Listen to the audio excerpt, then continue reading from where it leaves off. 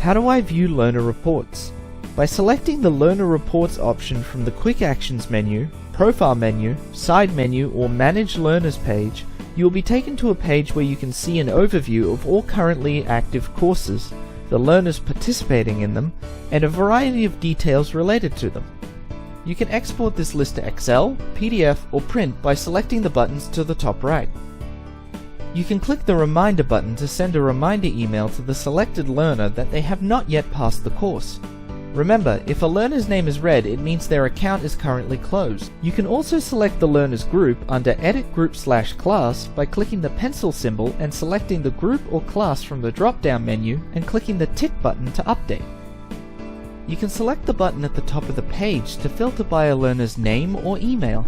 Simply select or type the learner you wish to view, and their details will appear below. Selecting an image to the left will redirect you to a report for that learner under the selected course, displaying the details of the learner's course. These are also printable by selecting the Print This Report button. This will open a window where you can choose to print your report. The window may appear differently depending on your browser.